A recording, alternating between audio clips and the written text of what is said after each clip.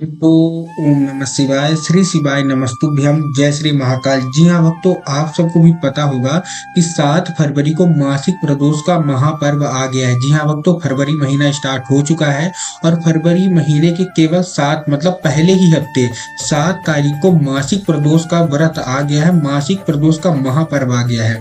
पूज्य गुरुदेव कहते हैं कि प्रदोष हिंदू धर्म में और सनातन धर्म में बहुत ही मान्यता रखता है। पूज्य गुरुदेव ये भी कहते हैं कि जितनी मान्यता हमारे महाशिवरात्रि की है, जितनी मान्यता मकर संक्रांति की है, जितनी मान्यता सोमवार की अष्टमी की है, उतनी ही मान्यता प्रदोष के व्रत की भी है। तो क्या करना है, कैसे करना है, पूरा आपको समझाने वाला हूँ। अगर आपके घर में धन की प्राप्ति नहीं है तो उसका उपाय लेके आया हूँ। अगर आपके जीवन में कर्जा बहुत बढ़ गया तो उसका भी उपाय लेके आया हूँ।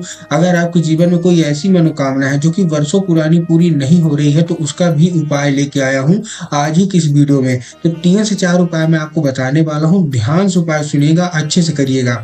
अगर आपने उपाय अच्छे से कर लिया तो ये 7 फरवरी का प्रदोष आपके लिए बहुत ही भाग्यशाली प्रदोष माना जाएगा। साल 2023 में जितने भी कथा हुई थी गुरुदेव की, मतलब शुरू से जनवरी से लेकर दिसंबर तक, तो हर मासिक प्रदोष में बहुत सारे उपाय गुरुदेव ने बताए और बहुत सारे लोगों ने किए भी। और फिर गुरुदेव को धन्यवाद के रूप में पत्र भी लिखा कि गुरुदेव आपके द्वारा बताया गया उपाय हमने किया और हमारी सारी की सारी मनोकामना बाबा भोलेनाथ ने पूरी कर दी।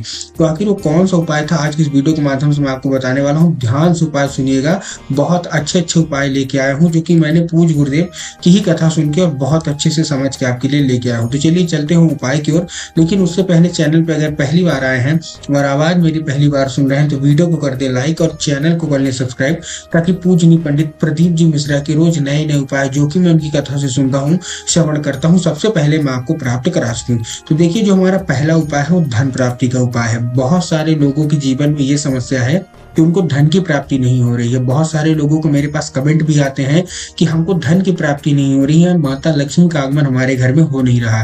तो देखिए, सबसे पहले आपको करना क्या है, प्रदोष के दिन एक चीज का और ध्यान रखना है। ध्यान से सुनिएगा, जितने भी उपाय मैं आज की इस वीडियो के माध्यम से आपको बताने वाला हूँ, सब शाम के समय मतलब प्रदोष काल में ही करना है। अब देखिए, प्रदोष काल किसको बोलते हैं, जिसको पता है कि प्रदोष काल किसको बोलते हैं उसको तो बहुत अच्छा, लेकिन जिनको नहीं पता कि प्रदोष काल होता कब है तो देखिए ध्यान से सुनिएगा। पूज्य गुरुदेव बताते हैं, जब दिन ढल रहा हो, रात आने वाली हो, लगभग 6 से 7 के बीच में प्रदोष काल माना जाता है। तो आपको करना क्या है, ये उपाय की सबसे अच्छी खास बात क्या है कि इसको कोई भी कर सकता है, मतलब महिलाएं भी कर सकती हैं, पुरुष भी कर सकते हैं, कोई भी कर सकता है।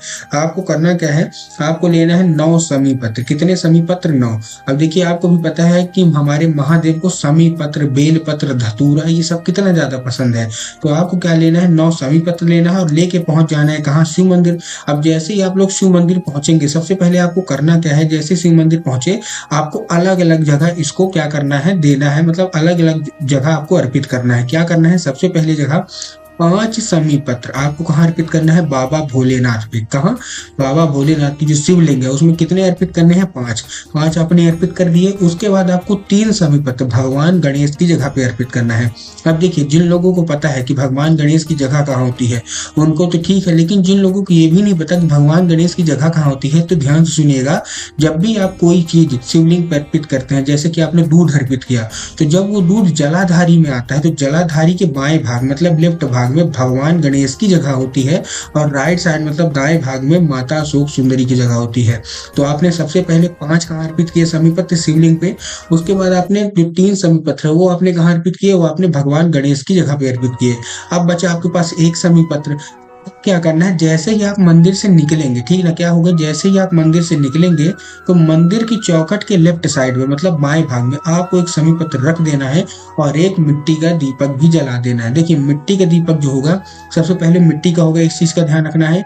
उसके बाद क्या होगा, उसमें गोल बाती और घी होना चाहिए, ठीक, आपको जला देना है। पूज्य गुरुदेव कहते हैं कि जो कोई भी व्यक्ति प्रदोष के दिन ये 9 समीपत्र का उपाय कर लेता है और अपने धन प्राप्ति की मनोकामना मांगता है, महादेव बहुत जल्द उसकी झोली भर देते हैं और उसको जीवन में धन की फिर कभी कमी नहीं होती है। ये उपाय आपको जरूर कर लेना है। जो हमारा दूसरा उपाय है वो बेल पत्र के कांटे का उपाय है। ये मनोकामना पूर्ति का है। बहुत सारे लोगों के जीवन में ये समस्या रहती है कि हमारे जीवन में ऐसी कोई मनोकामना है जो कि वर्षों पुरानी है, पूरी नहीं हो रही, तो आखिर कौन सा उपाय करें कि हमारी मनोकामना पूरी हो जाए। अब उनके लिए उपाय लेके आया हूँ। करना क्या है, उनको लेना है एक धतूरा, और एक धतूरे के साथ आपको चाहिए 7 बेलपत्र के कांटे। देखिए ध्यान से सुनिएगा, आपको बेलपत्र नहीं चाहिए, बेलपत्र के कांटे चाहिए, ठीक ना। तो आपने कांटे ले लिए और एक धतूरा ले लिया, और ये सब लेके आप कहाँ पहुंच गए, सीधा सीधा आपको पहुंच जाना है शिव मंदिर। शिव मंदिर जैसे ही पहुंचेंगे, सबसे पहले आपको दक्षिण दिशा में खड़े होना है और उत्तर की ओर अपना मुख कर लेना है। अब देखिए इसमें भी बहुत सारे लोगों के मन में कंफ्यूजन है कि हर मंदिर में तो उत्तर और दक्षिण अलग अलग रहता है, तो हमको खड़े कहाँ होना है। तब गुरुदेव ने इसका उत्तर देते हुए कहा कि आप जिस भी मंदिर में जा रहे हैं, उस मंदिर का जिधर जलाधारी हो, आपको अपना चेहरा उधर ही करके क्या होना है, खड़ा हो जाना है। ठीक, आप खड़े हो गए। अब आपको एक नाम लेके, महादेव का बहुत ही सुंदर सा नाम है कुंडकेश्वर महादेव। कौन से महादेव, कुंडकेश्वर महादेव। तो आपको कुंडकेश्वर महादेव का नाम लेके, उन्हीं का स्मरण करके आपको क्या करना है, आपको जो एक धतूरा लिया है, धतूरा के साथ जो आपने क्या लिया है, बेलपत्र के कांटे लिए हैं, वो आपको अर्पित कर देना है। और आपके जीवन में जो कोई भी मनोकामना है जो कि वर्षों पुरानी है और पूरी नहीं हो रही है, तो ये आपको अवश्य रूप से कर लेना है। ठीक, ये तो दूसरा। अब मैं बताता हूँ कि देखिए अगर कोई भी ऐसी बड़ी से बड़ी मनोकामना है, कर्जा मुक्ति की हो चाहे धन प्राप्ति की हो, और वो पूरी नहीं हो रही है, अब उसका उपाय है प्रदोष का सबसे बड़ा उपाय मैं आज आपको बताने वाला हूँ। क्या करना है, आपको 2 दीपक लेने हैं। ठीक, 2 दीपक कहाँ, सबसे पहले तो आपको क्या लेना है, मिट्टी का दीपक लेना है, उसमें गोल बाती होनी चाहिए। बहुत सारे लोग जो आधा अधूरा उपाय सुनते हैं वो करते क्या है कि सबसे पहले तो चौमुखी दीपक जला लेते हैं। आपको चौमुखी दीपक नहीं जलाना। काहे का दीपक लेना है, मिट्टी का दीपक, उसमें गोल बाती और घी, ये आपने ले लिया। 2 दीपक, एक दीपक आपको घर में अर्पित करना है, एक दीपक बाहर। सबसे पहले हम बाहर की बात करते हैं कि बाहर आपको कहाँ अर्पित करना है। आपको वो दीपक लेके पहुंच जाना है प्रदोष काल में, कहाँ, बेल पत्र के पेड़ के नीचे। पूज्य गुरुदेव कहते हैं कि बेल पत्र के पेड़ में स्वयं माता पार्वती का वास होता है। तो आप बेल पत्र के पेड़ में पहुंच गए। बेल पत्र के पेड़ में जैसे आप पहुंचेंगे, सबसे पहले आपको 3 बार करनी है परिक्रमा। कितनी बार, 3 बार। 3 बार आपने परिक्रमा की, और आपके मन में जो कोई इच्छा है, जो कोई मनोकामना है, जिसके लिए आप गए हैं, वो माता पार्वती से बोल देनी है। उसके बाद वो जो दीपक है, वो आपको बेल पत्र के पेड़ की जो जड़ है, वहां आपको अर्पित कर देना है। ठीक, एक चीज का और ध्यान रखना है कि जब बेलपत्र के पेड़ के नीचे आप वो दीपक अर्पित करेंगे, तो वहीं आपको एक कंकड़ देखना है। ठीक, कोई भी कंकड़ को ही शंकर मान के फिर आपको क्या कर देना है, थोड़ा सा जल और एक बेलपत्र भी अर्पित कर देना है। पूज्य गुरुदेव कहते हैं कि जो कोई भी व्यक्ति, चाहे वो महिला हो या पुरुष, प्रदोष के दिन ये कंकड़ शंकर का उपाय करते हैं, तो सारी की सारी मनोकामना माता पार्वती और बाबा भोलेनाथ अवश्य रूप से पूरी कर देते हैं। तो सबसे पहले आपने क्या किया, एक दिया अर्पित किया। दिया अर्पित करने के बाद बेलपत्र के पेड़ के नीचे जो भी आपको कंकड़ दिखा, उसी को शंकर मान के थोड़ा सा जल और एक बेलपत्र अर्पित कर दिया, और उसके बाद आप आ गए घर।